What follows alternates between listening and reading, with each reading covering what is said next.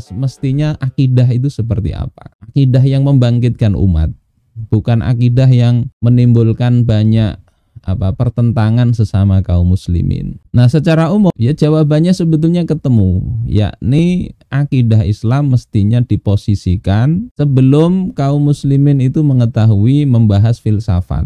Ya, poinnya di situ, karena munculnya perdebatan panjang itu ketika kaum muslimin sudah terpengaruh atau menggunakan filsafat di dalam membahas akidah, terutama untuk hal-hal yang di luar jangkauan panca indera. Nah, dalil akidah kalau dilihat dari objek yang dibahas ini kan cuma ada dua. Menurut beliau, mana yang dalilnya akli, mana yang dalilnya nakli, mana yang menggunakan akal, mana yang cukup dengan pasrah kepada dalil, kepada nas semata, itu dilihat dari realitas apa yang dibicarakan.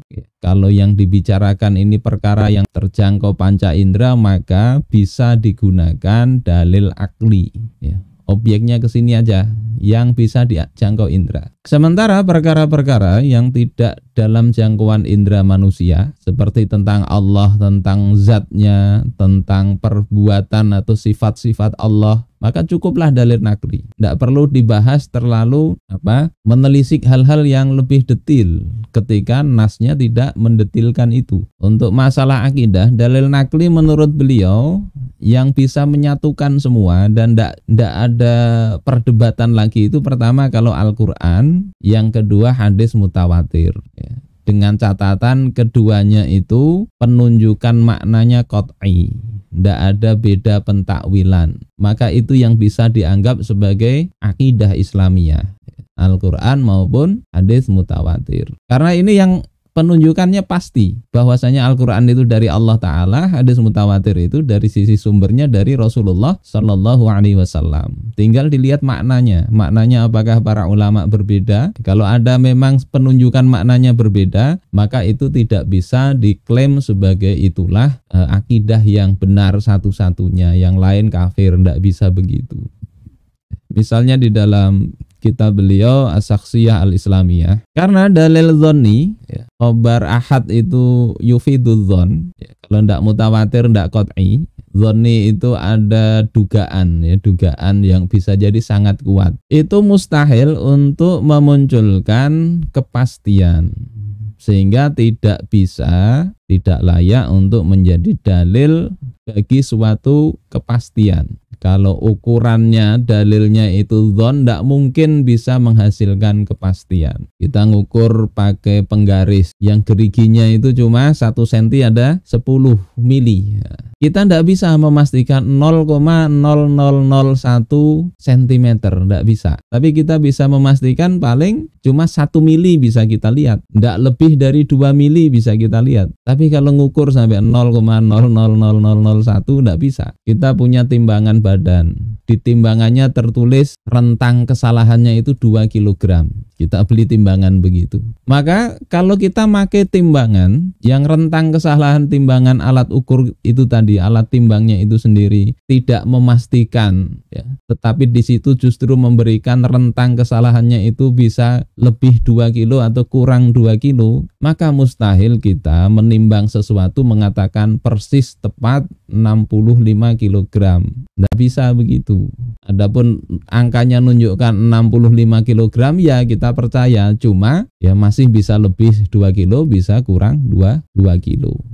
Sehingga untuk akidah ini kalau yang dituntut adalah kepastian, maka dalilnya mesti yang bisa menghasilkan kepastian itu dari Rasul. Dalam hal ini adalah khobar atau hadis mutawatir. Walidzalika la yasluhu khobarul ahad dalilan alal aqidah li'annahu dhanniyun. Karena yang demikian itulah khobar ahad itu tidak bisa menjadi dalil untuk akidah. Karena khobar ahad itu dhanni, wal aqidatu yajibu antakuna yaqiniyatan.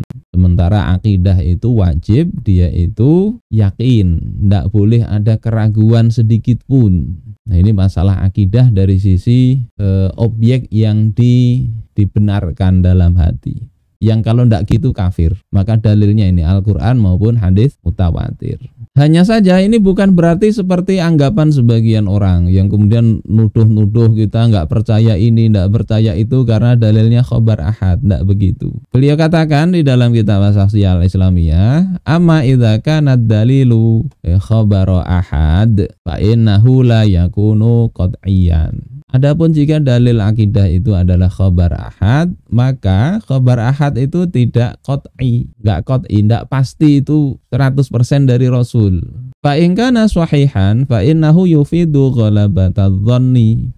Jika khobar ahad itu sahih, maka dia berita ini berfaedah atau menghasilkan ghalabatudz dhon, dugaan kuat. Fatusaddaqul aqaidu allati jaa biha tasdiqan dhanniyan. Maka ini ya dibenarkan. Jadi kalau ada persoalan tentang akidah tapi dalilnya dhanni, ya dipercaya dengan pembenaran yang dhanni. Tidak boleh digunakan apa? Tasdiqul jazim, pembenaran yang pasti. Apa konsekuensinya kalau ini pembenarannya pasti dan dhanni? Konsekuensinya atau bedanya adalah ini dikafirkan apa enggak yang mengingkari. Kalau khabar ahad di sini, maka di sini yang dikatakan dia dibetulkan, dibenarkan. Ini betul ya. Jadi dibetulkan. Tapi pembenarannya la tasdiqan jaziman, bukan pembenaran yang sifatnya jazim, yang pasti. Walihadza la yajuzu an tu'taqada. Karena inilah maka tidak boleh diiktikadkan. Ini makna khabar ahad bukan hujjah dalam masalah akidah, itu artinya bukan dibenarkan secara pasti, diiktikadkan yang tidak begitu kemudian dinyatakan keluar dari akidah Islam, kafir. Tidak begitu. Jadi tidak diiktikadkan, tidak juga dijazmkan. Ya. Jadi yufidudzon aja, karena khabar ahad yufidudzon. Wala yukaffaru mungkiruhu. Nah, ini yang jelas ya. Dan tidak dikafirkan, tidak dikafirkan. Siapa yang mengingkarinya? Walakin akan tetapi la yanjuzu ayyukadzaba atau ayyukdzaba. Tetapi tidak boleh untuk didustakan. Jadi seperti itu, khabar ahad kalau sahih ya wajib dibenarkan, tidak boleh didustakan. Bedanya apa nanti? Yang mengingkari atau berbeda itu tidaklah kemudian dikatakan kafir, ya enggak begitu. Kita lihat nanti banyak hadis-hadis tentang akidah, tapi nanti itu dalilnya khabar ahad, maka mau membetulkan atau tidak itu tidak mengakibatkan salah satunya keluar dari Islam, enggak, masih muslim dua-duanya. Contohnya apa? Misalnya dalam hadis itu ada tentang Abu Thalib nanti ini kafir atau dia Islam. Nah itu walaupun ada hadis sahih yang mengatakan ini di neraka misalnya, tetapi ya, para ulama itu ada yang berbeda pendapat tentang hal itu ya. Termasuk hadis ini bapakku dan bapak engkau di neraka, bapaknya Nabi. Nah ini juga ya beda pendapat di situ. Hal-hal seperti itu biasa ya, enggak masalah.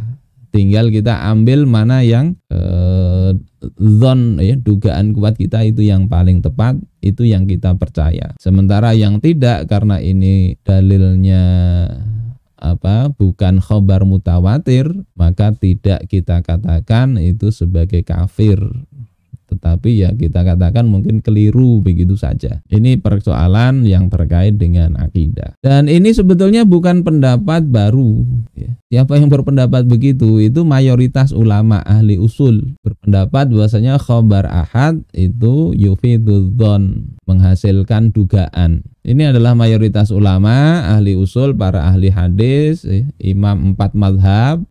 Sebagian itu mengatakan Imam Ahmad, dalam riwayat yang lain itu berbeda ya. Kemudian Imam Al-Asnawi, Imam Al-Basdawi, Imam Al-Ghazali dan seterusnya. Ini bisa dilihat di dalam kitab Islam Aqidah wa Syariah halaman 59 sampai 60. Bahwasanya mayoritas ulama ini mengatakan khabar ahad tidak menghasilkan ilm, kepastian, tetapi menghasilkan dzon. Nah ini redaksi aslinya di kitab Islam Aqidah wa Syariah Syekh Mahmud Shaltut. Jadi dikatakan begitu, al-ahad la tufidul yakin.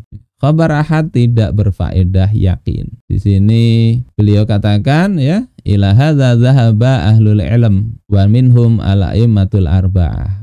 Kepada hal inilah pendapat para ahlul ilm. Ahlul ilmi berpendapat. yakni imam empat mazhab begitu. Sementara misalnya Al-Bazdawi juga begitu, wa amma da'wa ilmal yaqin yuridu fi ahaditsil ahad fabatilah. Adapun anggapan bahwasanya khabar ahad itu menghasilkan ilmul yaqin itu adalah batil, kata Imam Al-Bazdawi ya.